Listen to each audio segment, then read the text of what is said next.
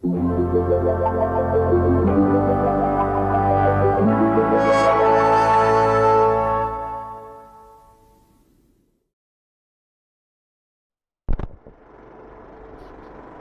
you get in the queue.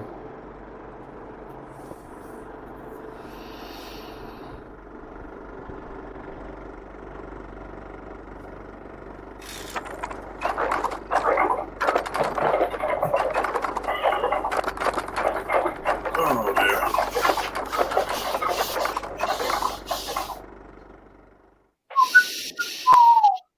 Hello, everybody. Welcome to. Well, do you know what? That took longer than waiting for you to get ready for the car trip.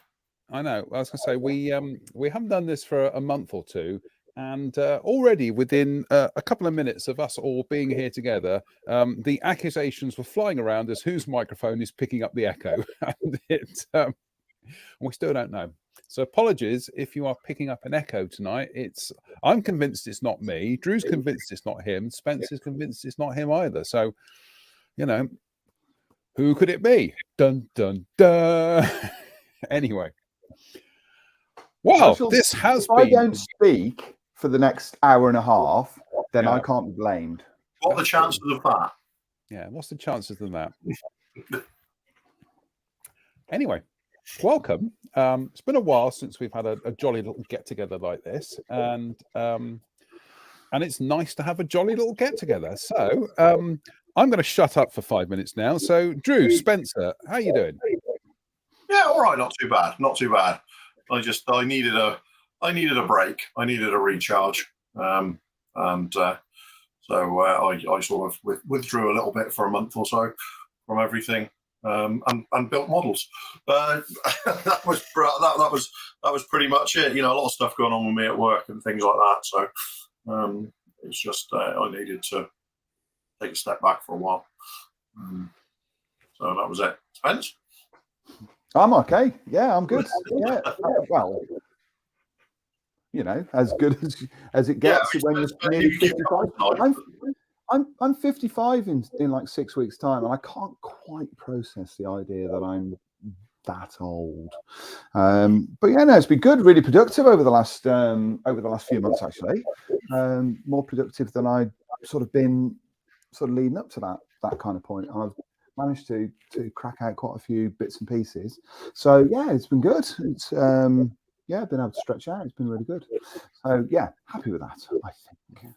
Well, we've had a comment from the audience here, and it is sorry, not Stan Codlin says evening all.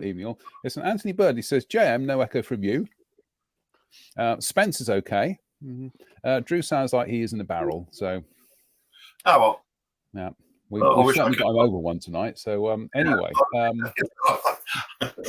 I wish I could say I was overly worried, but it's one to be sorted. Yeah, we'll sort that out after the show when the bitter recriminations will start. So, yeah, that's sorted hither and thither. Unfortunately, if you spend a month away and you don't turn the machines on, stuff goes off on a life of its own, doesn't it? And it's probably setting. Modelers tend to go off on a light. Modelers go. They do the same thing, don't they? When you don't switch them on, they go off in all sorts of odd directions. Yes. Like somebody who notoriously has absolutely no interest in Japanese World War II aircraft, building 2 Japanese World War II aircraft in the last couple of months. No names, obviously, and no pack drill. Well, I think we should name names. I think we should definitely name names. And I'm going to point the accusatory finger. And the accusatory finger is going to be landing. It's going to be Drew. Go on, Drew. Talk us through it. It's difficult to talk people through an Eduard kit these days, isn't it? The build, at least. I know Spencer's got things to say. But in terms of the build, I mean, I built the A6M2 earlier this year, and it was such a glorious model to build. But when this second tooling was released as the A6M3, the hamp as it is, it was a bit of a no-brainer to get one. as soon as Andy from Antics had delivered it to my door, I more or less wanted to start it immediately, and I did. So this is the result of probably 12 days work, maybe. Not not solid work, as bits and bobs here and there, doing some other stuff. But it's Eduard continue to inspire with their with their toolings, shall we say. Very little on that is decal. There's I think I use decals for the tail numbers and the sort of maker's plaque on the rear fuselage there. That aside, everything else was masked and sprayed. Which is just as well, given the variable experiences people are having with Eduard's decals at the moment. Yes, yeah. I didn't. I mean, I have to be honest. I didn't have any trouble with these decals. They peeled off okay. But yeah, it was quite a. I initially did it a lot less heavily mottled than that, and then I went back and went, I really like how it looks, but it's not really that accurate. So I had to go back and reappraise and respray to get because they were very, very, that mottle was very heavily applied. So I'm glad I went back and did it, put it that way. Although I did really like I like the earlier light mottle.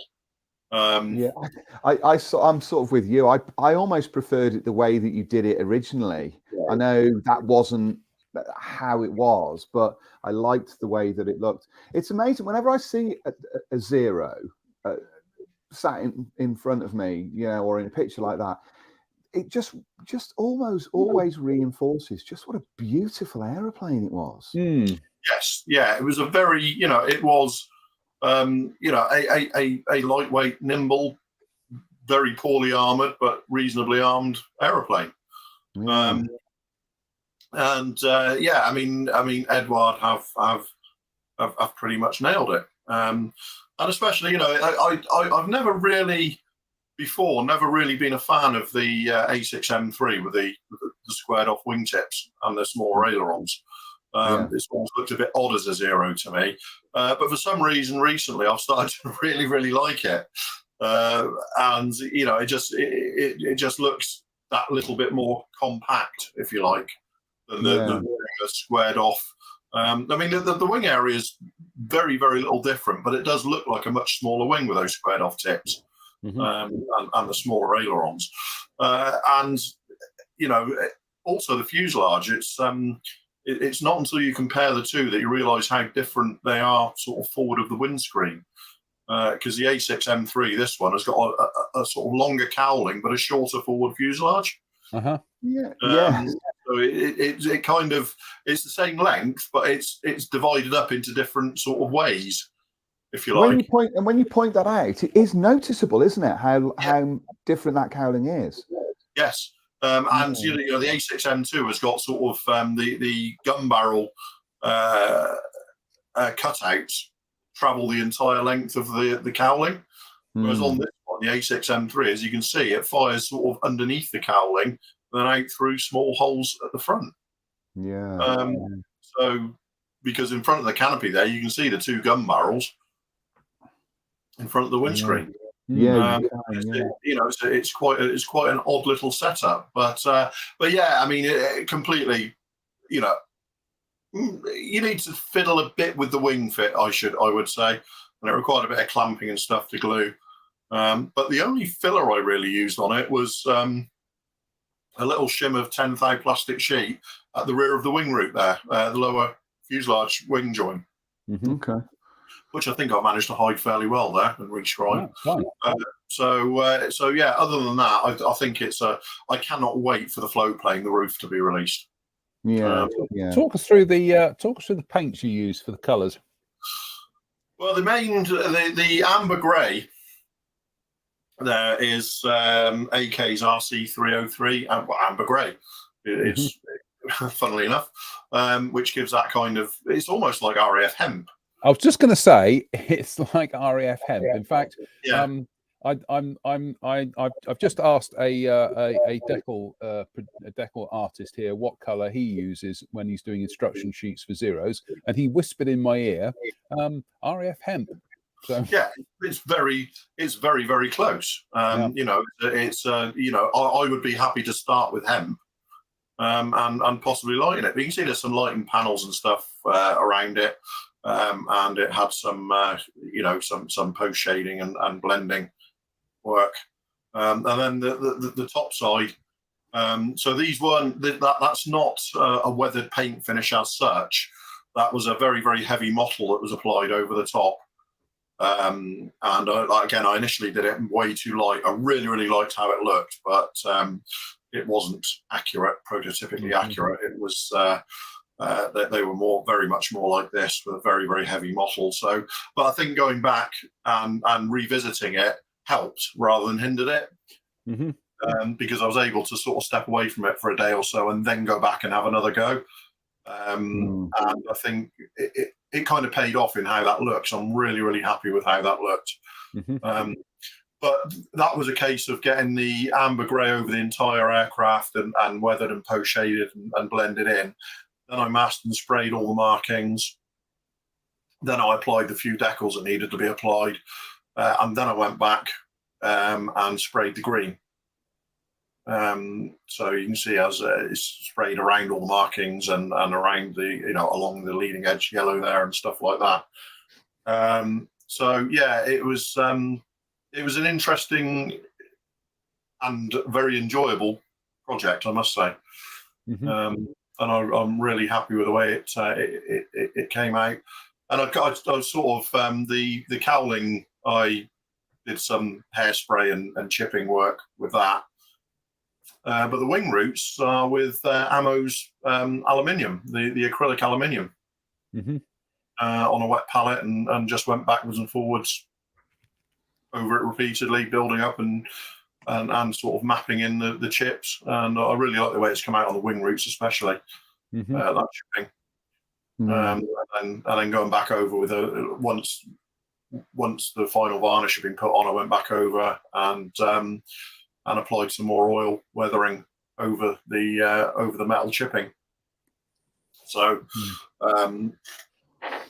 yeah, and then the final finish for this one was not acrylic. I used GSI's Super Smooth Clear, the GX114, with a bit of the GX112 gloss in it to give it a sheen, and then gave it a few heavy coats of that, and I think it came out really nice. So yeah, overall, I think it's a fabulous model. I still, I mean, I suspect we're going to discuss the decals any second now. You know, I have to say, I didn't have any problem with the decals, but it's still a bit of a mouth, you know, a heart and mouth moment when you go to peel them. These ones peel fine, but you know, I still have to say, if a significant proportion of people are still struggling with it, it's still something wrong. All right, question here from Steve Moores. He says, Drew, what do you cut your masks with? I'm looking at one of the Despy circle cutters. Yeah, I have had a Despy circle cutter, but these days I use a Silhouette Cameo 2 and draw all the masks in Affinity Designer. Scan and copy and draw the masks by hand, and then cut them out with Cameo 2, Silhouette Cameo 2, or a mask on vinyl sheet if I'm making masks for markings, and kabuki tape if I'm doing canopies and stuff like that. So that's how I do that. But yeah, I love making masks for stuff like Japanese markings. You know, why wouldn't you? If you've got the equipment. If you've got the equipment. Spencer. You were using some Eduard decals last week, weren't you? Without using language that is not appropriate for 10 minutes to 8 on a Sunday evening, how did you get on with them? I will never use Edwards current generation decals on any of my builds ever again until they sort them out. Yeah, I think you need to get off the fence, Spence, and tell us what you feel. You know, it's They are dreadful right. from start to finish. I've built 2 current generation Edward kits now. I built the Spitfire Mark 1, and I'm currently 95% of the way through the Wildcat.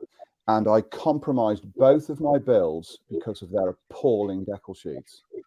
And I had to use, I mean, I struggled to get the decals on because basically I had to, I used on the Mark 1 Spitfire that I built, I ended up using decals from elsewhere, but that involved me redoing a camouflage scheme on that against a deadline, which you can imagine I wasn't that happy with. So I ended up using, I think, some Tamiya and Airfix decals to finish off that model, and had to do a completely new color scheme. The Wildcat that I'm building at the moment, the markings are on it. They're up from the kit. They are on it eventually, of a sort. But what that involved was me having to rework the camouflage scheme that I initially put on and photographed in process. And then I had to rebuild a brand new cowling because the cowling was different. I then had to repaint the cowling. All of this is against the deadline. I had basically a week to build this Wildcat from door to door, stop to start. So I was in the process where I was applying decals. I did send you guys messages as I was doing this, which we cannot repeat on this. No, you did. You lapsed into the vernacular once or twice. And so that involved me doing a completely different color scheme, actually a slightly different version as well, which I'm to be honest, I'm actually pretty happy with. Now, this has got nothing actually to do with the process. I said this, we talked about this a while back, but it's not actually about the manufacture and the process of applying these decals. It's their printing. They are terrible. They're not hella levels of appalling, but they're getting there. I cannot remember the last time I used decals that were this compromised on a model. And so basically what I've got on this is I've got the US Navy star roundels with the circles with the red dots in the middle. The blue is so washed out on this as to look like basically I've coated it with multiple levels of matte varnish, and it's bloomed. So every single dark blue roundel has bloomed to a point where it just doesn't look dark blue anymore. Yeah. Which is kind of if I can weather it in. But if I wanted something that was kind of a little bit more pristine than it is, then that would be an issue. They're pre-weathered decals. Pardon? They're pre-weathered decals. I don't want pre-weathered decals. I know. I'm being facetious. I don't. This is the problem. And I've kind of got to the point as well where if I can be not blow my blood pressure too high given circumstances, but I think I basically had this. Well, I've used these decals and they were okay. I don't want them to be okay. If I've spent tens of hours finessing a finish to a point that I'm happy with, I don't want that finish then to be compromised by putting decals over the top of it that don't match the quality of the underlying finish. I've spent a long time. I've spent 30 years professionally trying to get finishes to a point that I'm happy with. And now I'm building models that have that finish level compromised by the decals that are going on top. Now, I should add something to this in that the problem that I have with this and with these decals is that at the moment, Edward are rapidly hitting a point where they're in a field of one in terms of quality of product. This Wildcat is sensational from start to finish. If I hadn't done any of the decaling on it, this would be one of the best 48 scale plastic kits I've ever put together. Add into all of that the brassing products that I use, the 3D printed cockpit that this thing's got inside it is eye-wateringly detailed.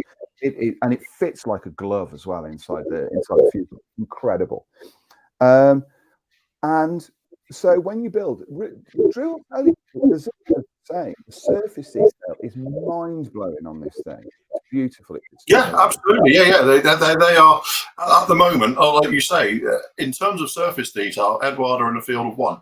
Yeah, it's astonishing. They are just brilliant products from start to finish. Whether you have a weekend kit or a Profi pack, or you go the whole hog and add all of the aftermarket and everything, they are truly phenomenal kits.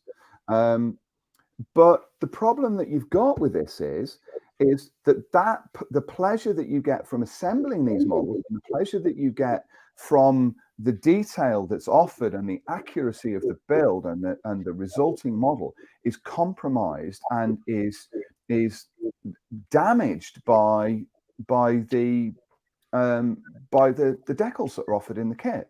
The decals shouldn't be a substandard addition to a product. They should be on the same level. And I'm finding it very difficult to understand why or how it's got to the point where Eduard are frankly compromising their product lines with decals that are nowhere near as good as they could be. Now, I mean, the other issue as well is that in a lot of these kits, this Wildcat offers 6 different options. Frankly, I would prefer they offered one if I could use the decals properly and get a good result from it. I'd rather just have one option that was well printed and that was well offered and that worked perfectly than having 6 different options when I know that I can't use any of them. So that's sort of where I am with this, really. It would be a bit like buying a BMW and finding that you've got a Morris Minor engine underneath the hood. It looks fabulous and it's going to look great when you sit in it, but you put your foot on the pedal and try and go, and it's not going to give you anywhere near the performance. They're spoiling the ship for a ha'porth of tar with every single kit I've seen. And like I say, I can't afford to be in a position where I'm doing projects that are up against deadlines, tight deadlines, where every single time I'm second guessing that final step. So I'm at the point where I'll carry on building Eduard kits because they're fantastic. They are fabulous. There's no two ways about it. And in many ways, the Spitfire Mark 1 is way better than Tamiya's. This Wildcat is brilliant as well. But it's not a complete package, in my opinion. It's 90% of what it needs to be. It's not 100%. And if this kit had got the same quality of decals printed by the same company to the same standard as previous generation of Eduard kits before whatever happened and whatever they needed to, this kit would be a 10 out of 10, solid 10 out of 10 right from the bat. As it is, it isn't going to be that. So, yeah, I mean, like I've said all along, I mean, it's whether some people say they're great or some people say they're awful. If 50% of people have got a problem with these decals in one way or another, whether usage or printing, then there's a problem. Yeah. If 95% of people say they're absolutely brilliant and 5% of people say they're rubbish, you start looking at that 5% of people, don't you? Yeah. Well, it's a bit like the. If 50% of people are saying they're rubbish, then you need to start looking at the decals and not the people using them. Yeah, it's a bit like the old argument about Tamiya decals are thick. And we were talking about this with Mike Reeves during the week. And I said that you got your engineer micrometer out and you went, no, they're not. Yeah, and still people argued with me that I was doing it wrong and stuff like that. You know, that I made a whole blog post on it and still people said, that's not scientific enough. You're not doing it properly. You've used this decal, which is thinner than this decal. Okay, so I use that decal. And I went, there's no difference, or there's barely any difference. And yet, so what you're dealing with in terms of that is just raw dogma, in that they've made a decision and they will not be proved wrong. Yeah. And I'm sorry, but if I borrow a piece of calibrated digital measuring equipment from work, I'm an engineering inspector in the aviation industry, by the way. I use that piece of equipment to measure decals and give the results. I'm not doing it wrong. See, See, Mike Williams has put this, and I read this on his. He's put. I was. You can read it as it comes across the screen there, and everything. And the thing is, Mike, you can apply them perfectly well. This is my problem with this. You can apply those decals using that system perfectly well. That's not my issue with these decals. My issue with these decals is the printing is terrible. It's awful, and the printing was bad enough on that Mark I Spitfire, and I posted a high resolution image of one of the markings to show how pixelated the letter was on the side of the fuselage. These ones are every bit as bad. They're not. They don't have the color density that they need. You can see it on the sheet, you know, and I can't afford for that to be the case. So it's hard for me. Listen, at the risk of blowing my own trumpet, I'm a full-time professional model maker that builds everything to deadlines, and everything that I build, irrespective of whether I do it, goes into print. And I can't have a compromise. I can't compromise my own work. I can't compromise my own standards. I can't compromise the way that it's going to look on the page. You know, and other than photoshopping these images to accentuate colors and get rid of this blurring of these markings, I don't really know what else to do. And the other thing I found as well is with these decals, no matter what I did and what solutions I used on these, I couldn't get them to settle down properly. They don't snuggle down onto detail as well as others that I've used, and that proved a bit of a snag as well. It's hard, you know, it is difficult because it seems like I'm constantly ragging on Eduard about this, but I feel that their kits are now so impressive and are so good that I just feel that this needs highlighting, and it's not my technique. It's not technique. It's not. No. There's no way it can be your technique, because you're not talking about, for the most part, the technique. You're talking about the quality of the printing. I will say that Dave Fleming's just said the blues, greys, and blacks appear to be a problem. The blacks aren't a problem, Dave. The blacks are fine. Blacks and whites are fine. Yeah, it's everything that requires a color, because they're using a kind of half-tone effect. Process printing to get the colors, and you end up with a very distinct pattern on them. Like I said before, like the pattern you get on those 3D decals, you know, Quinta and and the photo etch, the colored photo etch. The process appears to be the same as that, because you end up with the same patterns. So, but yeah, I mean, the biggest problems I've seen are in blues and reds. Here's a set of decals, which John will recognise because these are probably designed by him. These are from the Harrier GR3 kit, and I'm looking at these now under. I got daylight, high intensity daylight bulb underneath over the top of my head and everything, and the color registration and printing on these decals. Bearing in mind this is from a sheet from quite a while back, actually. It's not the new kit. 2011, I think. There you go. 10 years, 11 years. The quality of the printing on these is absolutely flawless. It's perfect. Cartograph. Because they're cartograph. Now, if you just bear with me a second.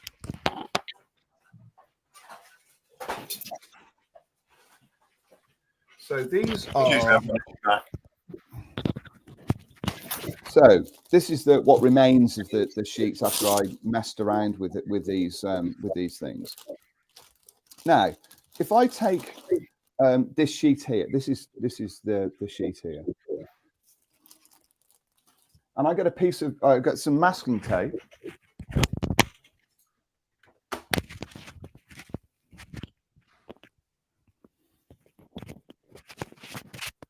Oops. If I get a piece of masking tape and I go onto this sheet, I can actually pull off the upper layer of film on the top of this sheet. Okay, so we've got here. You can see how washed out that is. You can see what it looks like. This one, how it looks with the film in place. But then when you take the film off, you can see how washed out that is. This one. Yeah. It's no longer a bright color. On the sheet, it looks like it's a relatively bright color. But once you take that off, it's no longer a bright color. It's the same with the round. If you look at the roundels, they look, because they've got on when they're on the sheet and they've got their carrier film over the top of them.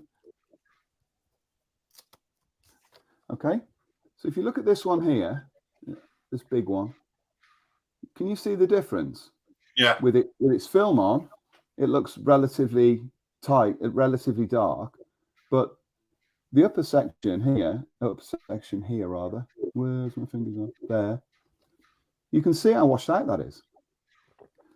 And under light, once you put that on the model, it's got a blue background, but once we put that on the model and you've got detail underneath it, you start to get ghosting around the detail. So it doesn't look right. It looks off. Yeah, it looks okay on the sheet. But, you know, and the thing is, I've tried with these decals. I've experimented with them. I've tried different methods of application. I've tried different surface finishes. I've tried different colors underneath them.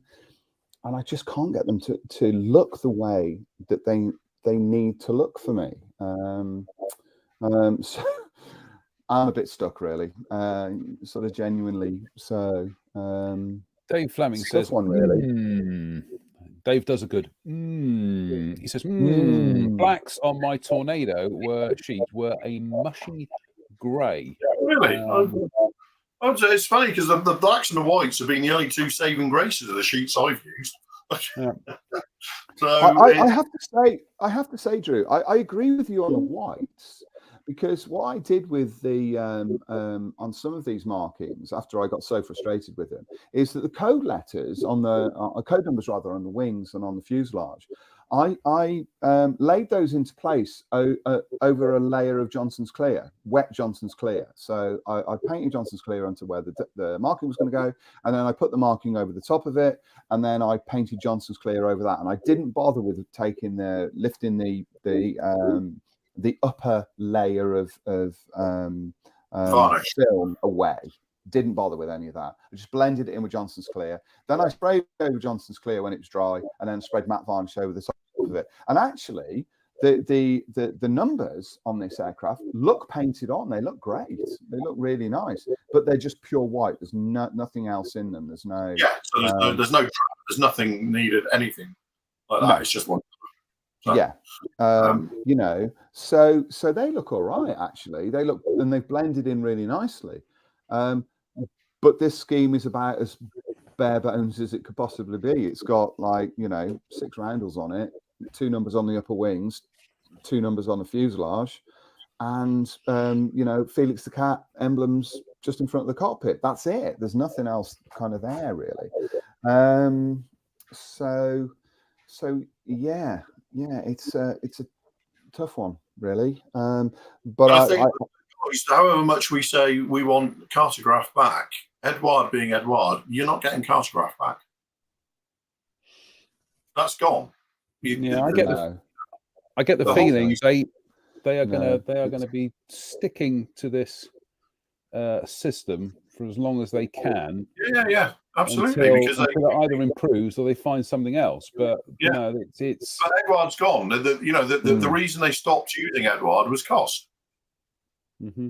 And it was some very interesting reading in this month's info from Edouard about how sales have been impacted over the course of the last year because of ongoing events. And they're saying it really is. They're really feeling the pinch. Yeah, I absolutely get that, Drew. I really do get that. And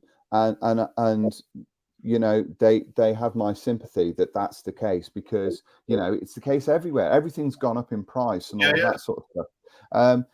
My feeling on that, and I'm not a businessman, don't run a business, don't do any of that kind of nonsense. That's for other people with far bigger brains than I have. I sit here and I build models for a living. That's my sort of stick really. Is maybe release less and sort of focus Yeah, on yeah. on quality. Have more of a sort of a handle on the things that matter, and then bring out other things that go with it when cost allows to do that, rather than thinking, well, we've got to produce 3 different Hellcat kits, with 10 different sets of markings, and we're going to bring out almost a dozen, add-on sets that detail those products. Go back to basics slightly. So that what I'm saying, Spence, is they changed over to these decals 2.5 years ago for cost reasons. What they're saying about the way sales have been this year, tells you that these decals are going nowhere. No, they're not.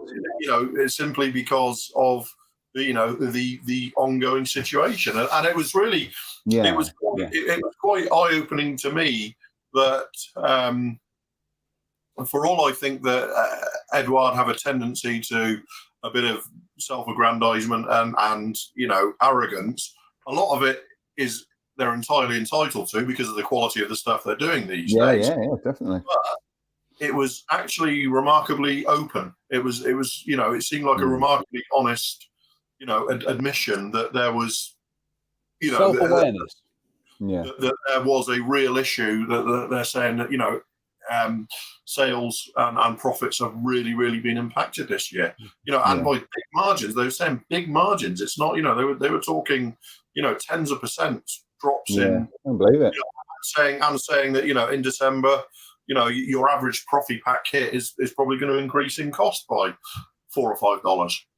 Yeah, and yeah, absolutely, and like I said at the beginning of this, my sort of antagonism towards the decals has got nothing to do with the quality of the rest of the products, because if I was to remove those out of a package and have replacement decals that I could use, and I have got a big stash of decals that I could use on something like a Mustang or that kind of thing, then they would be easily up there as one of the very best companies out there, and their kits are up there as with the very best. They are incredible. And this Wildcat, when it's finished, I'm certainly really pleased with it at the moment, and I'm hoping I'll be really pleased when it's finished, because it is a really lovely plastic model kit. It really is.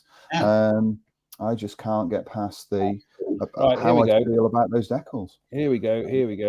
Mike Reeves says, frankly, do we need 12 markings per kit? The color count has to be tremendously high. I would argue, and I'm always going to argue this, is I don't think kits need to offer huge numbers of decal options, 2 or 3, 4 at the most, and that the aftermarket pick up the rest, because the most important thing is you're making a kit sale. Okay, so it doesn't matter if people are then going off and buying other people's decals, as long as you've made the kit sale, that's the main thing. But it strikes me that Eduard are trying to be a mainstream kit producer. They're trying to be an aftermarket decal manufacturer and everything, or whatever, but they're trying to combine them into all these kits. Now, if you're going out and buying, trying to be a one-stop shop. Yeah, but if you're going out and buying a kit and it's giving you a decal sheet that's got options for 6, 7, 8 aircraft, that's a lot of redundancy in the kit. Yeah, and I would question whether that is actually, I'm not going to say sane, but is that a really good business decision? I mean, it's almost a bit like we can have a discussion about this another time, but it's almost a bit like when you see decal sheets coming out and they've got options for 20 aircraft, but it's all the same aircraft, right? Well, how many people are likely to want to build more than 2 or 3 on there? Whereas if you go back to, say, for example, the old model decal sheets where you picked it up and there were about a dozen subjects on there, different aircraft, everything, right? chances are you'd work your way through it because you go, well, I like that scheme, I like that scheme, I like that scheme, and you're building different subject, different aircraft. Mm. But if it's going to be 20 variations on an F-16 or whatever, how sustainable in the long term is that?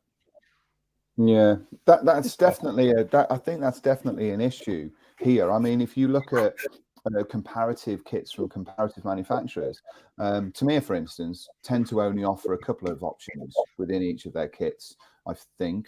F-14 Tomcat, I think, only had either got 2 or 3 options. 3 options, yeah. 3. So that kind of thing tends to kind of it narrows everything down. And they're not offering huge decal sheets. I mean, the decal sheet in this kit was almost A4. It was massive. Although I would argue again that is probably more sustainable when you're doing it all in house, including the printing of the decals, than it would be if you were contracting that out to Cartograph to do 15,000 A4 size sheets is a major difference when you're contracting Cartograph to do it to when you're doing it all in house with your own stuff. Yeah, I think the other thing we need to bear in mind, and I need to bear this in mind when I'm offering criticism like this towards a product, is it's easy to say, oh well, we just get Cartograph to do it and all of that sort of stuff. But over the sort of the last 10 years, for instance, so many companies have sprung up that also want Cartograph to do their decals. Cartograph have only got a limited amount of time and material and staffing to do all of these decals. And Eduard are notorious for wanting to bang them out. They release one kit, then they release 3 or 4 different versions within a couple of months of those. Now, if each one of those needs to have a bunch of Cartograph decals in them, then they're going to find that they've got to slot all of those into a company that might be dealing with, I don't know, Airfix or using Cartograph for your decals. It is like buying a Porsche or a Rolls Royce. So you want one? Yeah, in the queue. Yeah, that's pretty much it. So you can't. So what they're finding is that they can't then release kits on the fly. They've got to create products and they go, well, we need to do this and this. How many kits are Airfix releasing over a year? Let's say, I don't know, new kits with decal sheets in, let's say 15 for the sake of argument. So they've got to be booked into Cartograph. Then you've got, I think, Kinetic use they either use Cartograph or they use the other Italian company, Zanchetti, yeah. So they've got to be booked in. So you've got loads of different companies all wanting this sort of that piece of an ever decreasing pie, if you understand what I mean. To deal with. It's really it's a difficult one to sort out. But I sort of feel that bringing it in-house seems to me to make a lot of sense. Bringing it in-house and creating a product that's not that great doesn't seem to be that sensible to me. No. Because Gordon J here says, is it not that they're trying to just keep it all in-house like Tamiya? Yeah, absolutely. But Tamiya can produce good decals in-house. And anyway, yeah, I mean, it makes perfect sense to keep it in-house because you control everything then. You have absolute control of the timelines and the production and stuff like that. Our argument isn't against keeping it in-house. It's not. We're not saying companies should by default use an external decal manufacturer. What we're saying is if they're going to keep it in-house, they need to look at the quality of the decals they're producing. Now, Dave Swindle makes a very good point here. And he says, if they're using process color, for those of you who don't know, process color is cyan, magenta, black, and yellow. And you get all your other colors by putting it through a screening system. So it's a bit like half-toning. And that's why you get the little half-tone dots on the decal. Dave Swindle says, if they're using process color, the color count is irrelevant. You're only using CMYK inks, exactly, and white, obviously. So yeah, that's a very good point. I still think they should cut the number of options down, frankly. But that's just me. That's just me. Yeah. I feel, gentlemen, we Well, should at this move on point, a bit. cutting the number of options down isn't going to address the inherent quality of the decals. No, but cutting the number of options down does open up the possibility of looking at other printing companies that can do it. And there are other companies out there that can do not quite cartograph quality decals, but let's put it this way: there are other decal companies out there that can do decals that will be better in terms of printing than these current Eduard decals. One thing I'd like to say before I sign off is Mike mentioned that he'd used the decals on his model earlier on. Mike's model was superb, and the finished model looks great. I don't want anybody to think that I'm suggesting in any way that I'm saying that all Eduard builds that carry Eduard decals are compromised. I can only speak from a sphere of my own personal experience, and I can only talk about my expectations. I can't discuss anybody else's expectations or anybody else's standards. That's not my place to do, and is not something I want to sort of involve myself in. So I don't want it to be like a tacit suggestion that if I'm saying I don't like these decals, they don't give me what I need. That's not to suggest they're not, everybody else isn't going to get what they need from them. So I want to make that very clear. Mike's model was fantastic. I loved it when it was finished. He did a brilliant job on it, and it looks great in the markings that were in the kit. So please don't think that I'm suggesting that in any way. It's just that I have certain expectations of what I need, and at the moment, those personal expectations are not being fulfilled by what I see and what I'm using. But that's like any professional using anything. That would be like me using, a paint range that other people are getting brilliant results from, and I just can't get past. One particular paint range being a very good example of that. So yeah, it's that's really where we are with all of this. But I thought it was an interesting thing to discuss. No, absolutely. Right. We'll just have a quick whiz onto this for a moment, and that is, if you bear with me. Let's get the camera. There we go. This is pretty much finished now. It's the Italeri 24 scale Jeep that I'm building for the hobby company, for Telford. And it was sat in here for at least a month or so doing nothing. And I thought, why have I not finished this model off? And I sat down this week and finished it off. It's not perfect. There are a few things on it I don't like. I still am trying to figure out why I can't get this gap between the windscreen and the bonnet to close up.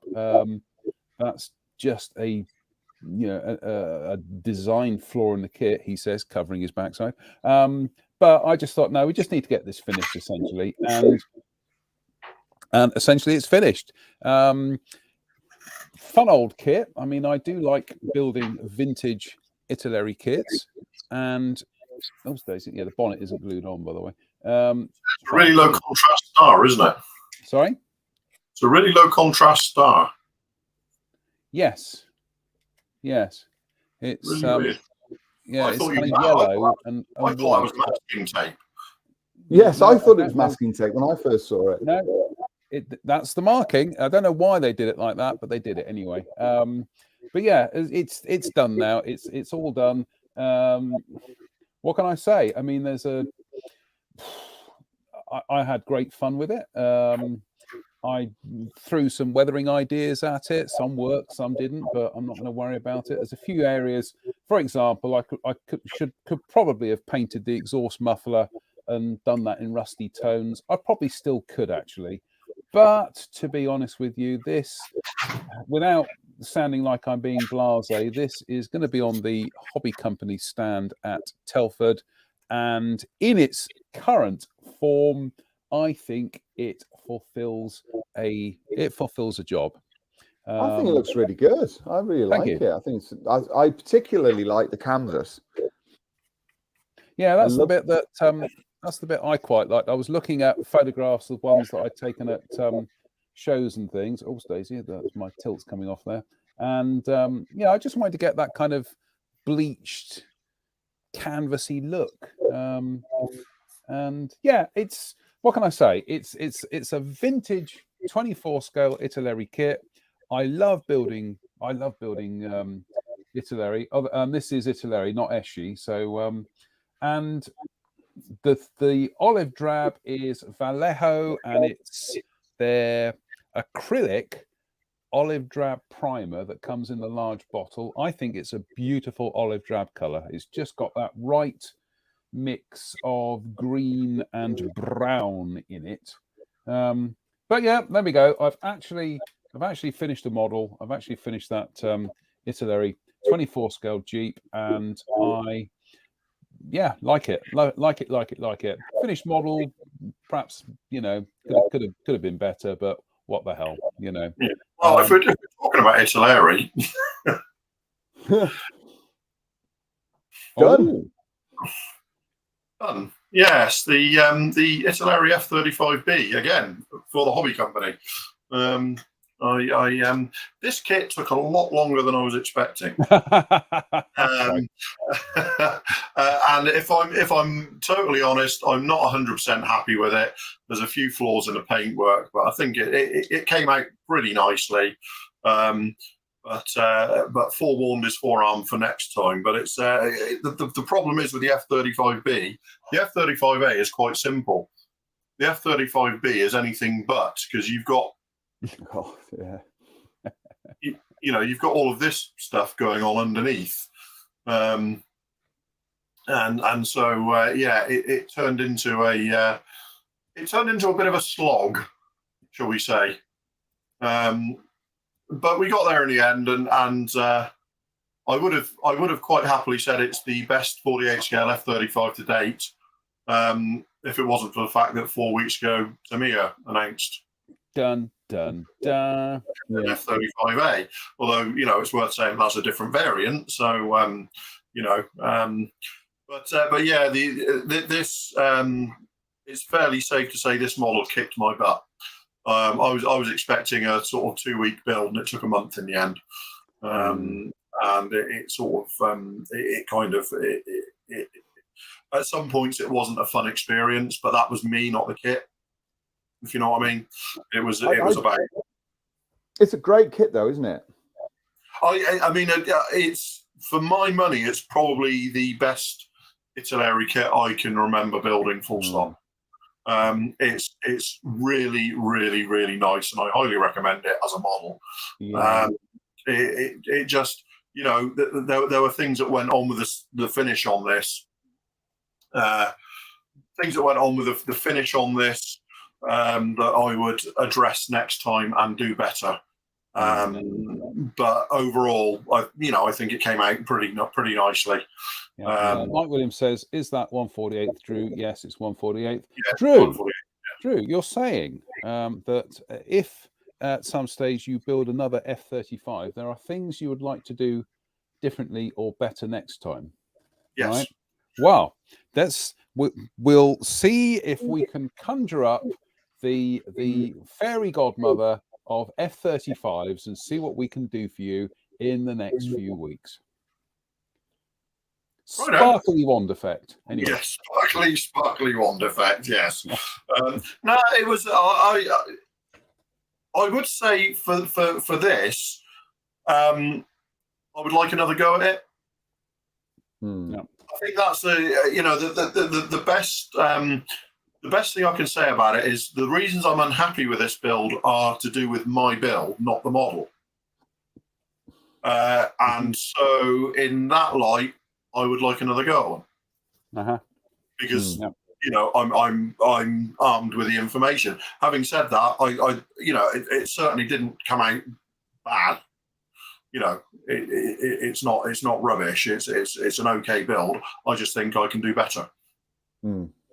And whereas the Zero, which sitting next to it there you go. So the Zero's there as well. Look. The Zero, I finished it, and I looked back, and I I went, yeah, that's exactly what I wanted. You know, sometimes you look, you sit back when you sit back with a brush in your hand, a kit you've just literally put the last stroke on and go, that's what I was after. That's exactly how I wanted it to look. And the Zero is pretty much exactly how I wanted it to look. The F-35, I went, the next one will be better. So, you know, we all do it, don't we? We all have those experiences. I am my own worst critic, and sometimes that I'll finish it and I think, yeah, right, I'm glad that's gone. You know, especially if it's one that's gone off to, you know, a display stand, and then months, years later, I will come across it, and I'll see it, and I'll go, I can't remember what I didn't like about that. It's like I do that all the time. You know, I find like I go up in the loft and I find a couple of boxes occasionally that have got half-built kit, and I look at it and I go, what was it that I stalled over this? Yeah, no, I don't really know why I didn't really want to do this one. I think we all do that all the time. I'm forever getting kits out that are on the shelf of doom and going, why did I stop? And I can remember when I stopped building a model, something seemed insurmountable. And then when I came back to look at it, it turned out to be sort of an hour's worth of work to correct it. And I think one of the people for me who's really brought that into focus over the last year is, I don't know if anybody's been following John Chung's F-18, the Canadian F-18. Yeah, for me, it was the way that John Chung, master that he is never scared to go back and redo something. Do you know what I mean? And you know, he's got this model that's, the paintwork is done, the markings are on, the weathering's done.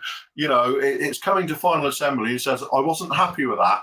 Then the next group of photos you see are him sanding the paint back to bare plastic, correcting something, and then painting it and blending it all back in. And you're going, it's not that difficult. It's not, you know, and John says the same. He always says, look, just get on and do it. And you'll find that, you know, so I'm doing this Super Hornet, this Meng Super Hornet, and I broke both of the aerials on the spine off of it, both of these aerials.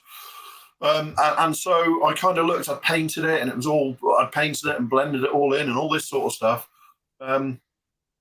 And then I went, no, I've got to redo those. So I went and designed and printed some new ones. So, you know, did some 3D printing, and I've kind of let them into the spine, and I'm blending them in at the moment. And then I'll go back and touch it all in, and I'm sure it's going to look fine. It was the same with these areas under here that I had to fill and sand after I'd painted and post-shaded and all the rest of it. I've since gone back and sanded them, blended them all in, and really you can't tell that I did anything. But when I was looking at it and thinking I've got to do that, it seemed like an insurmountable problem. You know, it seemed like, God, I don't want to be sanding and hacking away at, you know, this finished paint job. But then you realise that it's actually not all that difficult to go back and sort of blend it, you know, get it back to the stage it was before, but corrected. It's actually remarkably easy, isn't it, to do that, especially if you're using current gen paints, you know. Yeah, the biggest thing is just plucking up the courage to do it. Yeah, you know, the first cut is the hardest, if you like, you know, and so actually, you know, cutting those aerials off that were broken and then sanding that whole area back, and I made the actual aerials are printed on a big base, so I had to cut out big circles in the spine to let it into a big base, which gives it extra strength, and super glue them in. And you kind of like, oh, this could go horribly wrong, but it doesn't, because you're invested in it. Yeah. Because I'm invested in how it will look. Yeah, I think that's exactly what it is. You know, when you are doing a build, something that's personal. Sanding seems to be my thing at the moment, because I now have this desire to only build kits that were produced before I was born. So I you know, and they seem to be getting more and more outrageous and older as you know, the weeks go by. But I had that with that Harrier that I've just completed. You know, I wasn't happy with the way that the windscreen worked against the nose, and it was so off, and I could see it. I was like, oh, I really don't want to sand this down. The model was essentially at that point was pretty much painted. And I was kept on looking at it, and I was like, oh, no, that looks terrible. And so in the end, you know, I just sanded the whole nose back off, all the glazing. I sanded all of that and polished it and everything. And what it was just all I was doing really was I was using up more time to finish off the model. But once it was done and it was ready and it was finished, I looked at it and thought, yeah, that's how the model should look. That's what I was trying to capture. Because they are very distinctive shapes. I mean, I when you set out to do this, Dave Fleming, who's watching this at the moment, his level of patience with my stupidity and constant questions, you know, I owe him a great deal of beer as a thank you, really. But he was sort of responsible for pointing certain things out, you know, and it had to be done in a certain way. This model, you know, the you know, XV276, which is what I modeled, looks like a Harrier. It looks essentially like a Harrier without pylons. It's a very different airplane now. Oh God, yeah. There are the airframe is different, the wings are different, the nose is different, the cockpit's different, all the jet pipes are different. You know, it's an incredibly, you know, different in subtle details compared to a Harrier GR1. But there are certain things that you've got to work on to try and get it the way that it is and get it smooth. You know, and that's something I think I would, you know, that would be a if somebody said, you know, you know, what piece of advice would you give aspiring modelers, you know, as they're progressing down their journey? And I think a bit like you, Drew, you know, and a bit like John Chung was with his F-18. Don't settle. Don't always be satisfied with something that you know could have been better if you'd put a little bit more time in or could correct. Absolutely. And I think Craig Sargent there said, I don't know if have you seen Craig's prototype F-15A? I haven't yet. No, I'd like to see that though, because that is something I would like to model. You know, right at the very, you know, it was painted and deckled and all the rest of it, and then he realised that the prototype had these knacker ducts on the underside. And so he set about making and letting them into the surface and sanding it through and repainting it. And you know, Craig didn't sell, and he ended up with a much more, you know, a more accurate model. But it's just. It's plucking up that bit of courage to just say, right, I'm going to do this.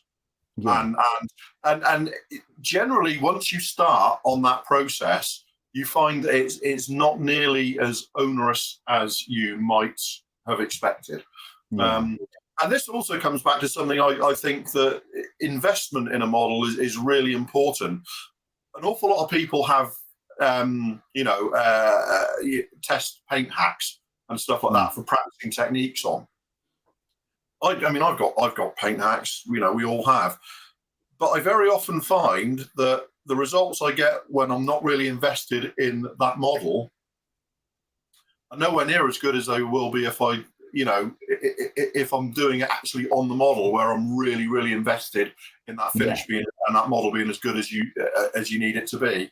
And so quite often I'll skip straight by the testing phase, if you like, on a paint hack, and just go straight to the model and do it and see how it goes. That can be deeply disconcerting and alarming in equal measure, though. I did that using subconsciously using actually a technique that I'd read about decades ago, and that was on the Harrier was to mask off all of the panels, dissimilar panels, and once they were all in place and I was happy with where they were, then I scribed into the paint with a scalpel blade to carve and cut all of the panels in there, and then riveted over the top of the paintwork. So my model was finished. My model was completely painted and finished and everything. And it was only once it was painted that I started adding the detail in.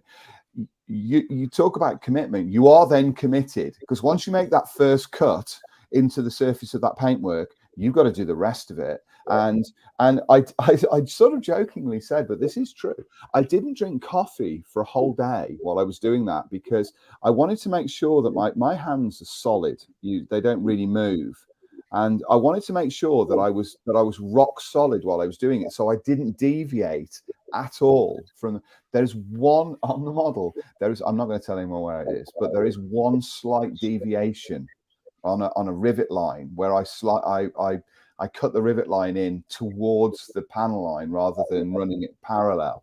But that was the only time I made a mistake on the model in that day. But by the end of it, your nerves are frazzled, aren't they? And it's just like, oh, I'm kind of done. But you sort of you commit to to that process. But yeah, it's Just but then you can sit back and you can go, it paid off. And if we're honest, it will pay off far more often than it won't. Yeah. Just going to say, this is John Chung's Facebook page, Scale Scriber. We've put the link up on the timeline there, but we'll put it up on our timeline as well. So if you just look up Scale Scriber, there we go. And he's incredibly humble, very helpful guy. Oh, He also happens to be a master modeler in no uncertain terms. Yeah, I mean, his work on the shuttle.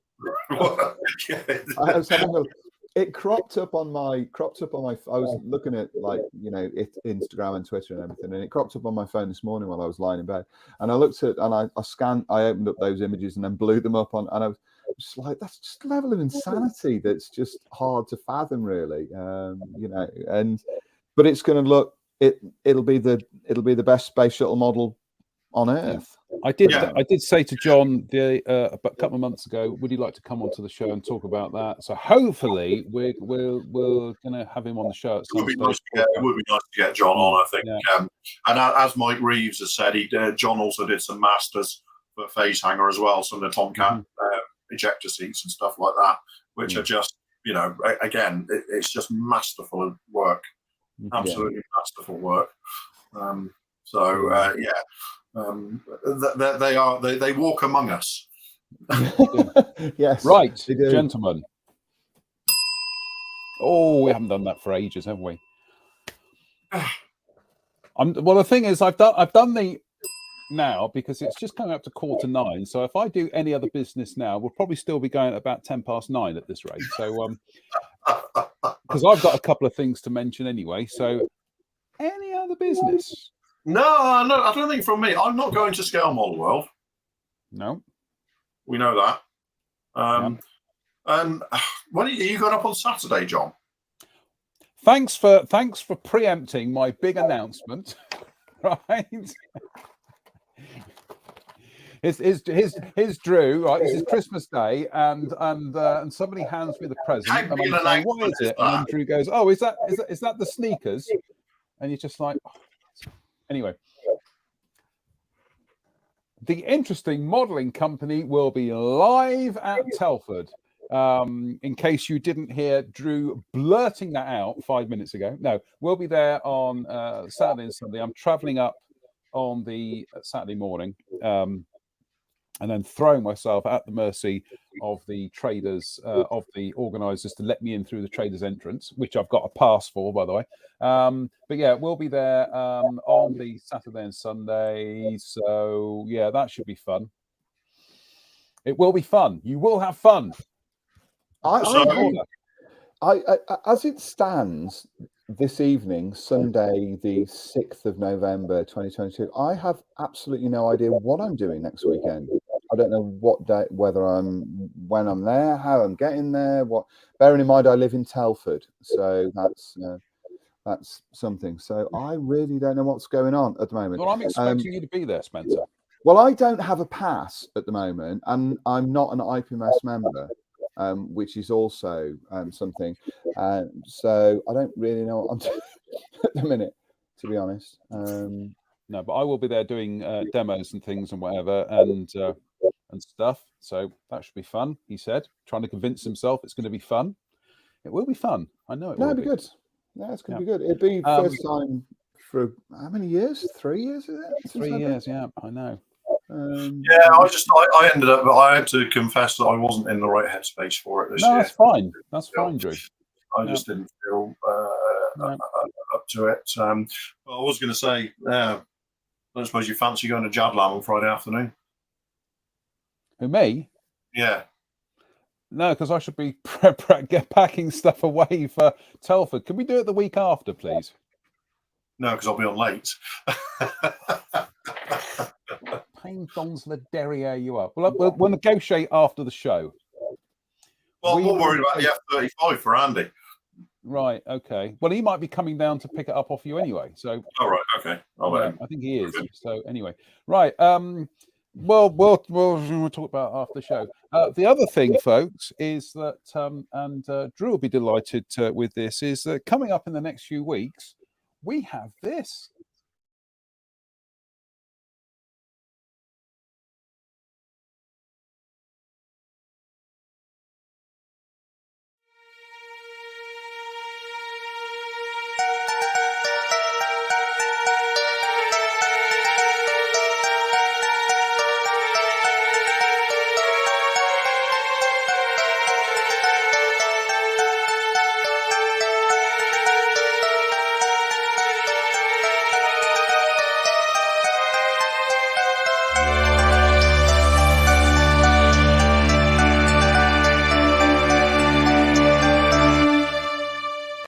Excellent. Aren't we all looking forward to having our Christmas shows in, well, Christmas this time next month, essentially? I can see Spencer is absolutely overjoyed with the prospect of the Christmas shows. Frankly, Mr. Mark, No. You seem to be being used as yet another reason for my wife wanting to put up the Christmas decorations early. The least said about Christmas, the better. Really. Oh, although somebody is talking about Crimbley decorations, I seem to believe. Well, yeah, I'm toying with it just to see if it makes me more cheerful over Christmas. No, anyway, look, well, I'll see what I can do Friday with regard to Jadlam, because I could do with having a chat with. I'll give Russ the heads up and see if he's there, because I could do with having a chat with him as well. So, yeah, that's doable. I was just thinking it might be for a Friday afternoon. We'll have a jacket potato. Yeah, that's an idea. Yeah, that's an idea.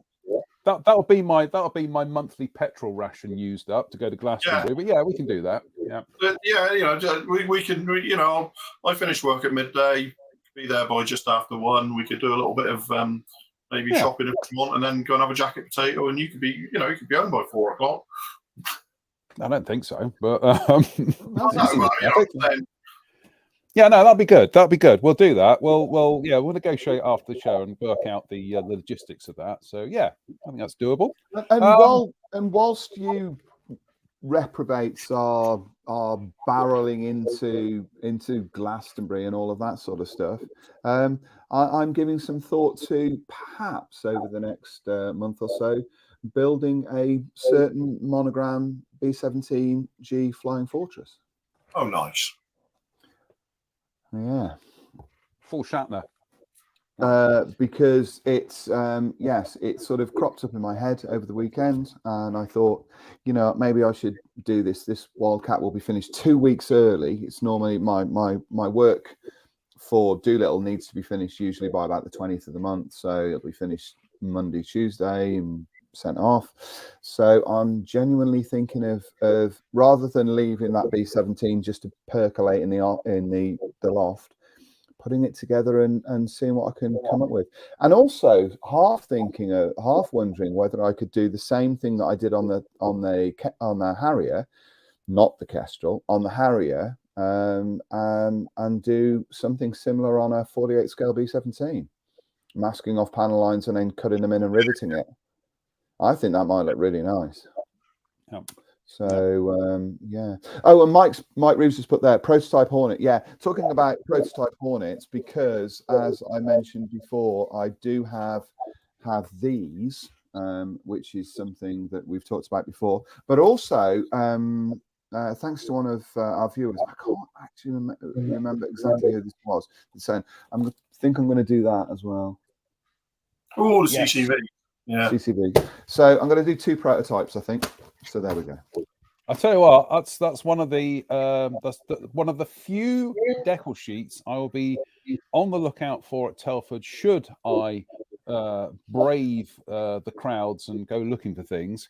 Is it's probably Nils decal sheet for early F16s that's got the red and white prototype.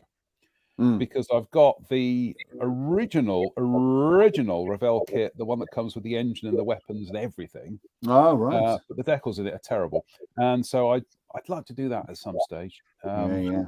Talking of F16s, I see Kinetic are saying they're going to have both of the new tools on sale, aren't they, next week? Apparently so. Yeah, so people will be looking out for those, no doubt. That's going to be a mad crush for them, really. Yeah, I have to say, I'm not. I don't know how you feel about this. I'm not interested in the C at all. I'm not interested in that. I'm the A, though. I'm very, very interested in that. I'm more interested in the A than I am the C. But there have been some pretty gnarly C schemes recently that I'm quite. I'd like to do one of the Have Glass C's. Yeah, that's nice. I've got a set of decals here for. Hang on, up here. Hold on, lads. In anticipation, I ordered a set of decals for the new Norwegian, new Danish. Such a cool scheme. Overall dark grey F16s with Danish markings. So I ordered this sheet in anticipation of getting hold of one of those kits because I thought that would look really, really cool. And along similar lines, you and I were chatting, weren't we? Or the 3 of us were chatting yesterday about that Typhoon scheme. Which one is it? The Qatari ones, yeah. Man, that thing is so nice. Yeah, well, it's the same with their F15s and their Rafales. They're all in that disruptive pattern. Yeah, so nice. It looks pretty on a Typhoon. You just see it on a Rafale. but that's on a Rafale, and as you are well aware. You're all wrong about that, aren't you? Yeah. I don't get that either. Yeah, I genuinely sorry. No, I genuinely think it's the ugliest of current generation aircraft. Oh yes, you look at him being all wrong there. Oh. Thanks. Yeah, you're wrong. Right, thanks for getting involved. Yeah, Mike Green says, I have that F16 kit and we'll see if the decals are good, if they are, I can have them. It's very kind of you, Mike. To be honest with you, given that they were probably designed back in the 70s to a completely different set of specifications, everything, I am going to try and get them. I'm trying to get a modern aftermarket sheet. It's very kind of you because I actually got about 4 copies of that Revell kit. Every time I went to a show, I'd see one. It'd be like, how much is this? £5. I love that. How much is this? £5. So I ended up with about 4 or 5 copies of it. I noticed some people are also Paul Milligan said, anybody watching Rogue Raiders? I thought, what, Rogue Traders? No, Rogue Heroes. Well, actually, yeah, that's a good one. Anybody been watching Rogue Heroes? I haven't yet, but I'm going to. No, I'm going to watch it on. I'm going to catch up with it. I think that the We Have Ways crew were quite positive about it. So I'm, they've said they played it fast and loose with some of the stuff, but overall it's a good sort of. It's a good romp. Terribly. And Mike Reeves has just mentioned it. Just so far how good is Andor at the moment? Well, I was just going to say, I mean, who's enjoying Blake's Andor at the moment? It is. I mean, it's extraordinary television. I'm afraid. I mean, I saw 3 and I just checked out again. It's just not working for me. It's just phenomenal. It's just not working for me. I'm so over the Star Wars universe. It's just like, let it die. No, I think why I love this so much, it doesn't feel like a Star Wars show at all. No, it's Blake 7. Yeah, It is Blake and 7. and, The, and certainly the the last. the only criticism I've got is it was you know, you kind of like you're building to the heist and whatever, and then they do it and whatever. Then suddenly there's this massive change of tone in which, and now here's Cassian on his holidays, and it's like, right, and then he just kind of like turns a corner, and before you know it, he's got banged up by the Empire, which I suppose is kind of saying, look, the Empire is so out of control, they'll just nick you for looking, you know, looking askance at them. And then for about an episode, 1 episode, 2 episodes, I couldn't work out where it was, you know, I couldn't work out what the tone was. Once we got inside that facility and you can see them all, they're being worked to death on these building, whatever they're building, then it suddenly clicked again, especially Andy Serkis. He's brilliant. Oh, but he's amazing. It kind of, yeah. It went a little bit off the boil for at least 1 episode, but now, it's essentially it's Blake 7 in the Star Wars universe. Yeah, and it's astonishingly political as well, isn't it? It's properly grown up. Just a little bit. You can't watch it and not go, yeah, this is kind of like this is discussing modern day life. Also, we'll go in a minute, folks. I did say we're going to go on for another 15 minutes. Also, I can't think what the character's name is, but that Imperial officer that kind of police officer that we met at the beginning of the series, is a proper I keep thinking that's Carl McLachlan. Yes. Isn't it? Weird.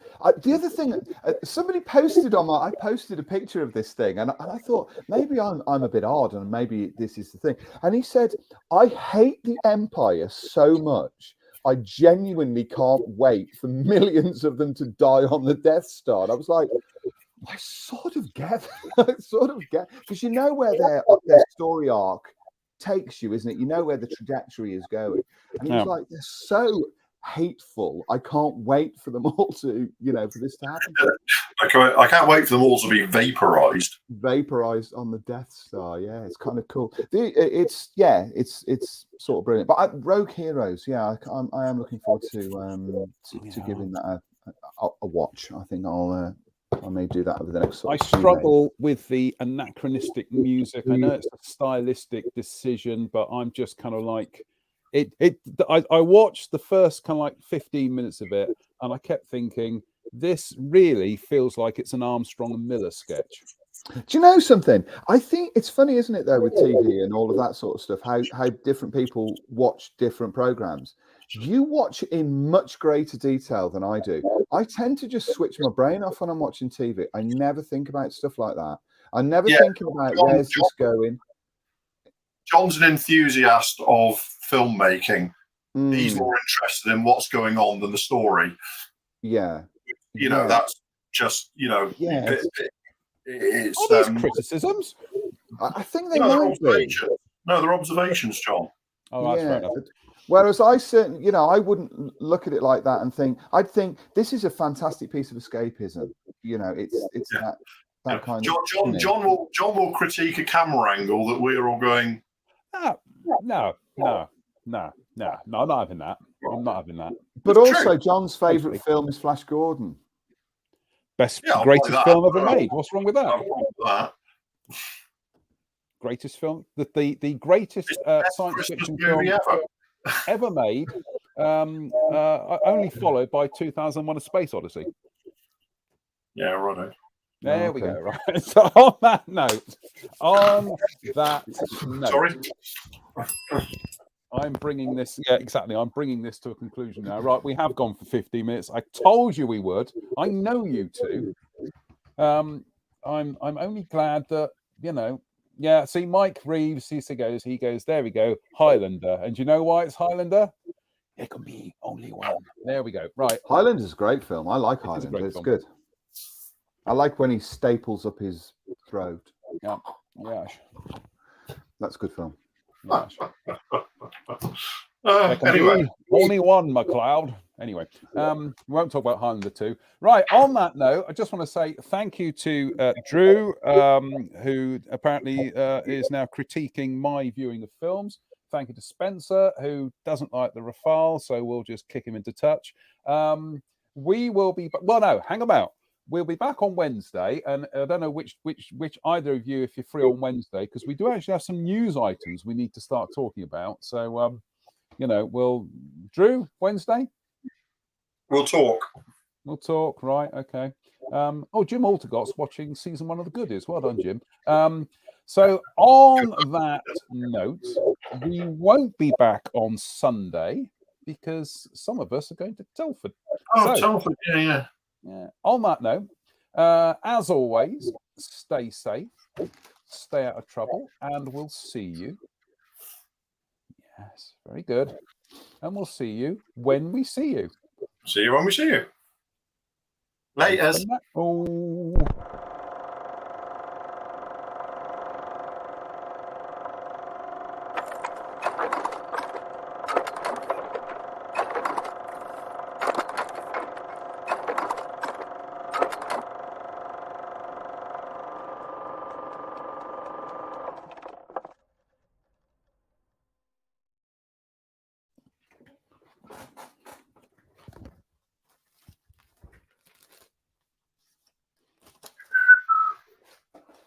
Dum-de-dum-de-dum-de-dum.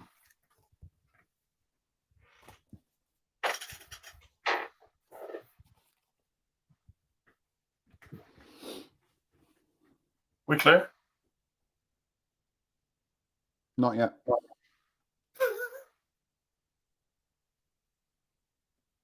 Bye.